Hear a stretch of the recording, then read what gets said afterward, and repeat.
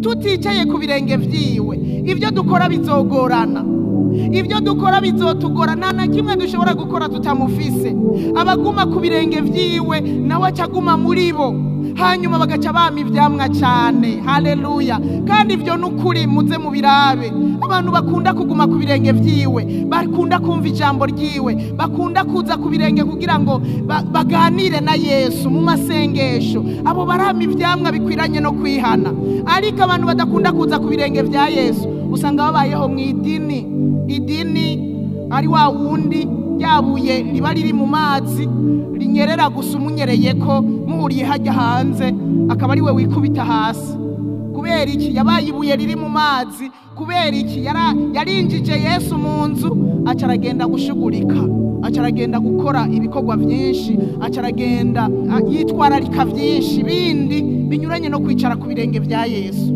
Ariko wicaye ku birenge vya Yesu nawe acaguma muri wewe, agaca gushoboza kwama ivyamwa, ukabera umugisha abandi bakakurya ko bakaryoherwa bakamererwa neza. Haleluya! Nimuze tugira inyota yo kwicara ku birenge vya Yesu, twongere twama ivyamwa. Uyu munsi hari abantu batariko barama ivyamwa bikwiranye no kwihana. Aho hanze usanga abitirirwa izina rya Yesu bariko bararitukisha.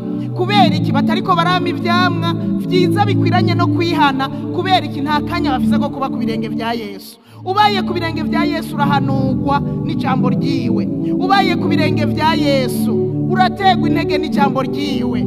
Ubaye ku birenge vya Yesu arakugira inama, arakubwira uko ukwiye kugenza ibi canke biriya, hanyuma ugakora ibikorwa bikagenda neza, ukama ivyamwa abandi bakabibona. Ubaye ku birenge vya Yesu ahavana ingeso nziza. Ubaye ku birenge vya Yesu ahavana ibikorwa vyiza bigirira neza abandi. Ubaye ku birenge vya Yesu ahavana imvugo nziza, nahavana kwidodomba nka Marita. Abo iyo mu gikoni baridodomba. Kubera iki? Urya yicaye. Kubera iki? Ibi na biriya. Urya kubera iki?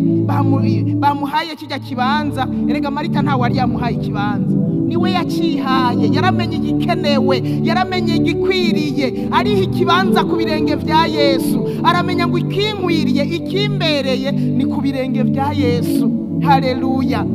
Haleluya! Muze tugira inyota yo kwicara ku birenge kwa Yesu, tugume ku birenge vya Yesu. Abantu bazobona by'ukuri uko Yesu ari muri twebwe. Kuko uyu munsi hari igihe tuvuga Yesu mugabo baravye ibikorwa turiko turakora nibabonemwo Yesu.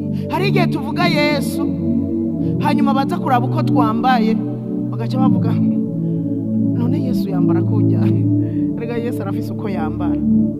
Nitumwinjiza muri twebwe ngo kugira ngo tugende gusa, tumwinjiza muri twebwe kugira ngo tumukwize nyene